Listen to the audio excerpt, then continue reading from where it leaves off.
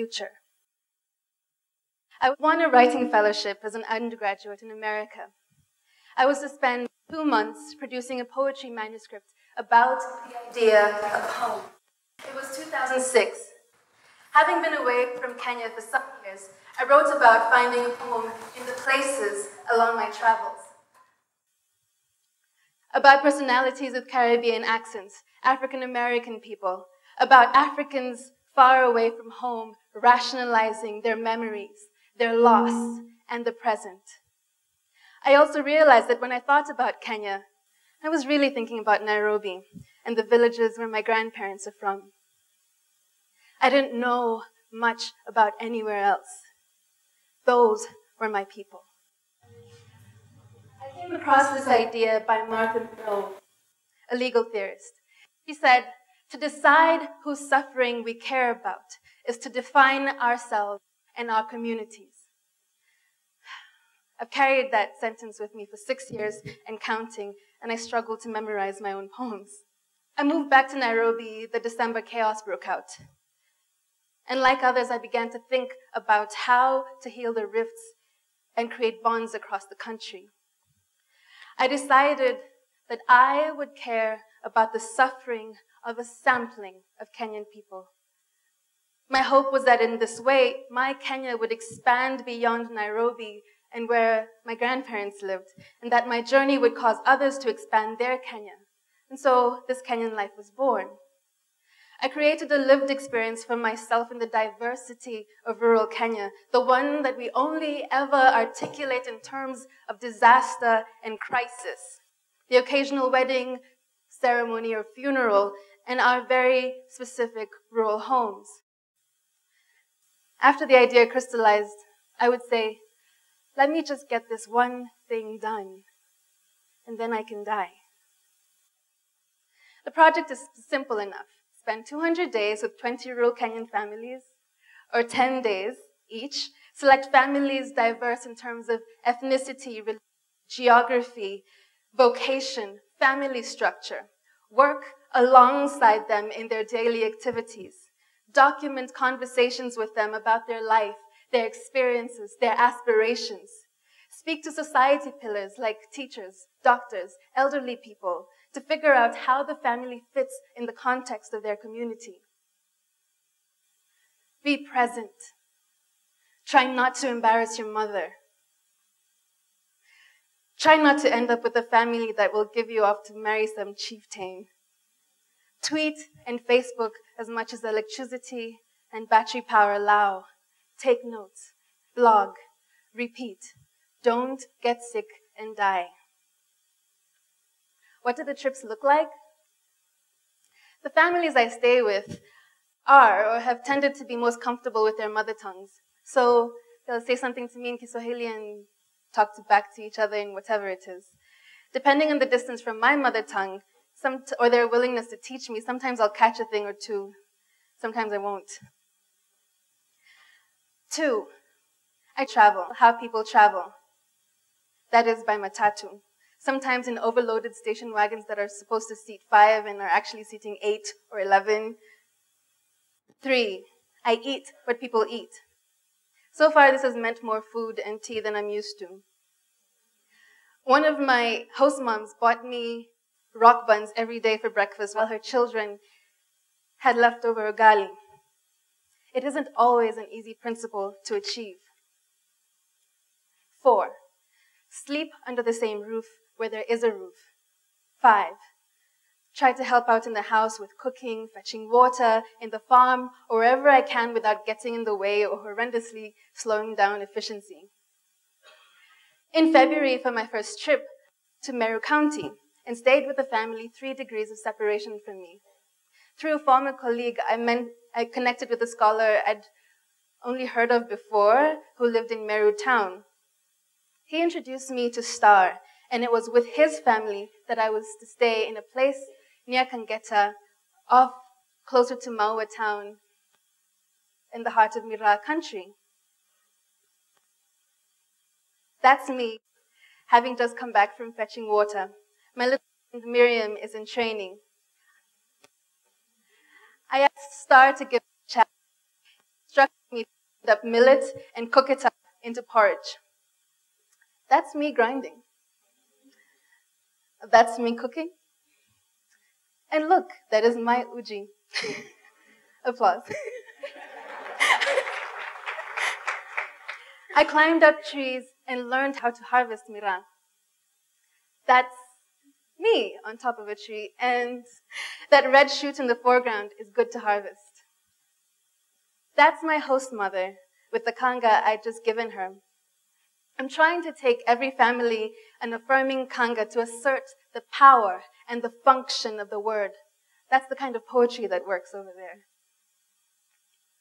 That star outside his house, that star in me. Number 6, doing this trip also means meeting people, situations that you feel like need to be fixed. I expect that there will be a different answer everywhere to the question of whether or not to get involved, whether I can or should, whether others can or should. Take Star, for instance. He's 26, the last born of 9 children. He dropped out of school at Standard 6 and tried to make it as a mira seller in Nanyuki. He went back home to school in 2003 when primary education became free. But education has for a long time been undervalued in his community, not least by his parents. And so he dropped out again and went off to Mombasa this time. He says that while he was there, he had a dream one night that renewed his zeal to go back to school. And so the first chance he got, he went back home, compelled his father to give him his inheritance of a few mira trees so that he could support himself. He finished primary school. He got admitted into high school. 10 days into Form 1, his dorm burnt down with everything he owned in it. Still, he made it through to the end of Form 2, whereupon students were asked to bring in their birth certificates the following year. Star was born at home. He's lucky to have had his BCG injection. None of his older siblings got theirs. He wasn't baptized as a child. His mother is in her 60s, and his father is in his 80s. There isn't much they can do for him. There isn't much he feels he can ask of them. A year and a half down the line, Star is still hoping to acquire an ID and a birth certificate so he can go finish high school, so he can go to college. Short of knowing someone at the Registry of Births and Deaths, I don't know how to help Star. I can only talk about it, and I will write about it. He's caught in the crux of life, of a life between the nation state, between the moment when education and development as we know them matter, and an awareness of a big world, of possibilities beyond his village, beyond the work his family has done for generations. His story also makes me recognize that some of the privilege I have has nothing to do with how smart I am.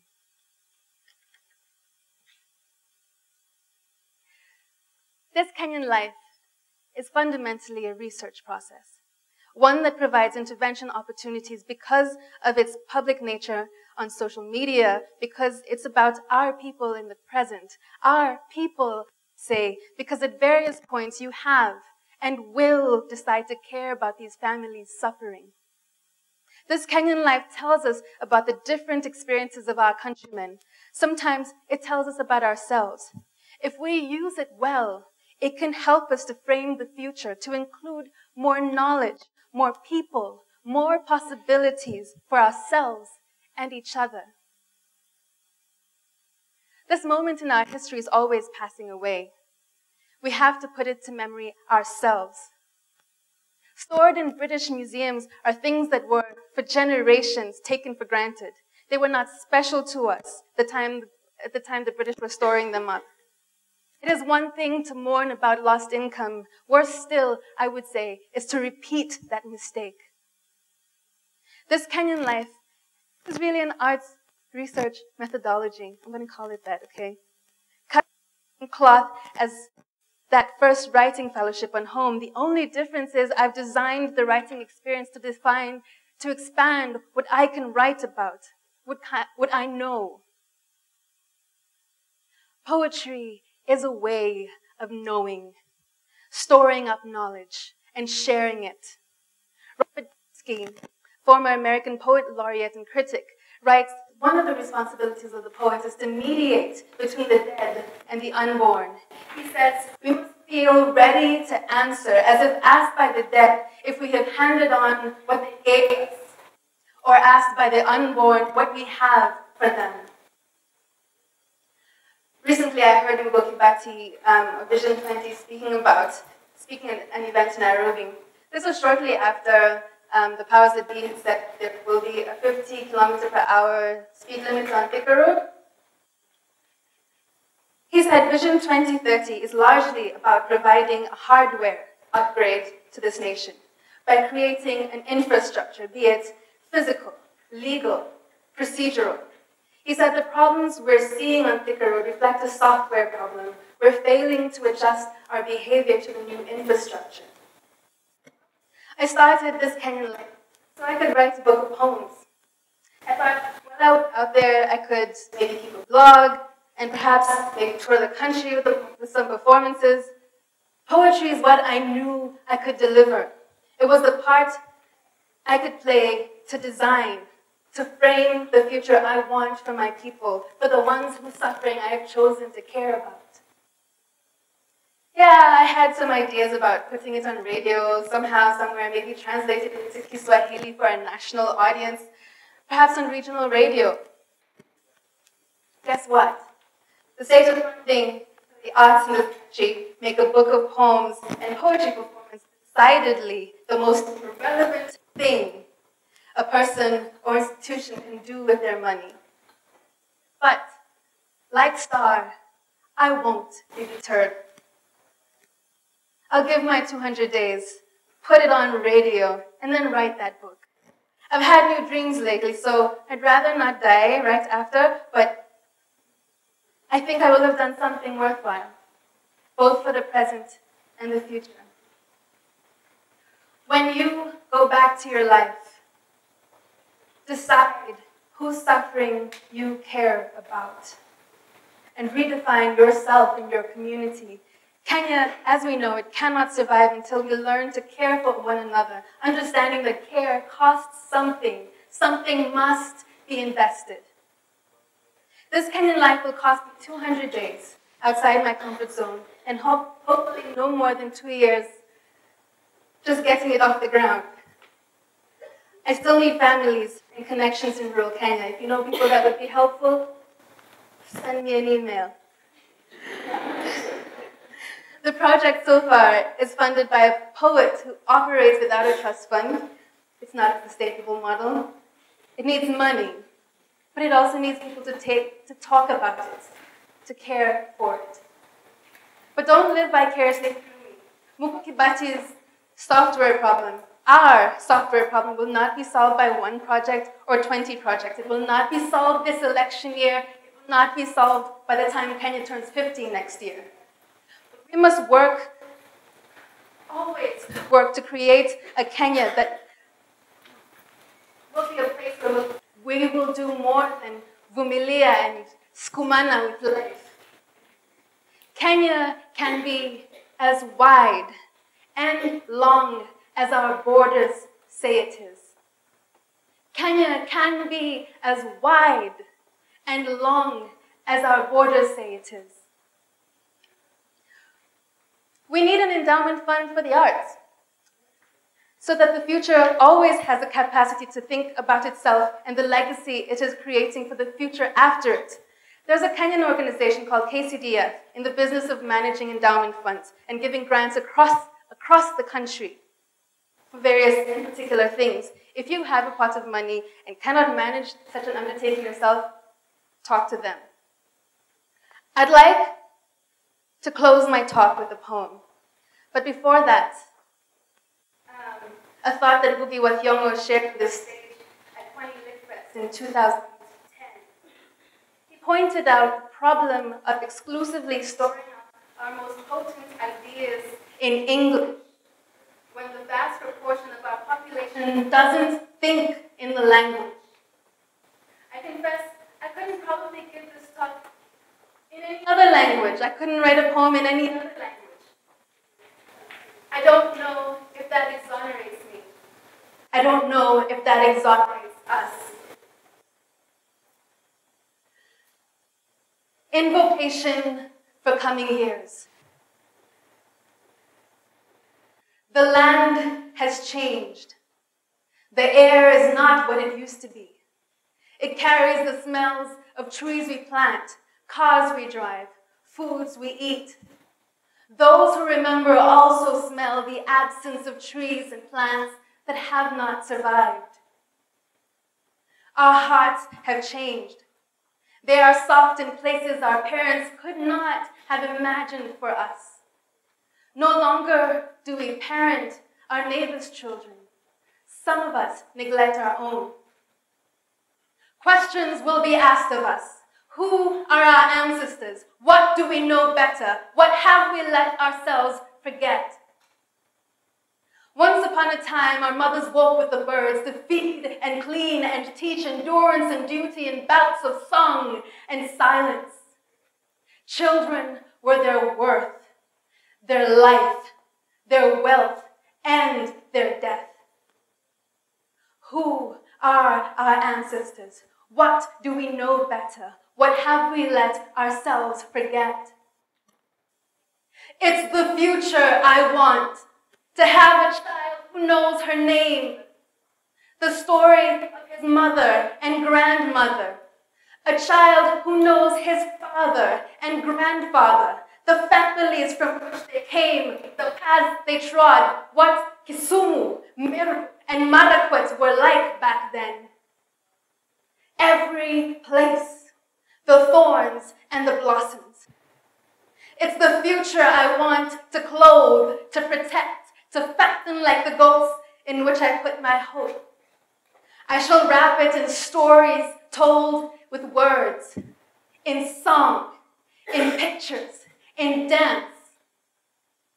What is past and what is present shall together be a muse for my offspring. I shall be a muse for my offspring. They shall need no other. Like those who have gone before, I shall sometimes lie to cover up my misdoings, but not too well. My children shall know who I have been. They shall know the names of the trees God gave this land. They shall grow them. They shall know the music we falter to remember. They shall know the wisdom we make now, that which we neglected to learn. We shall teach it to them one way or another. We shall teach it to them one way or another. Thank you. Woo!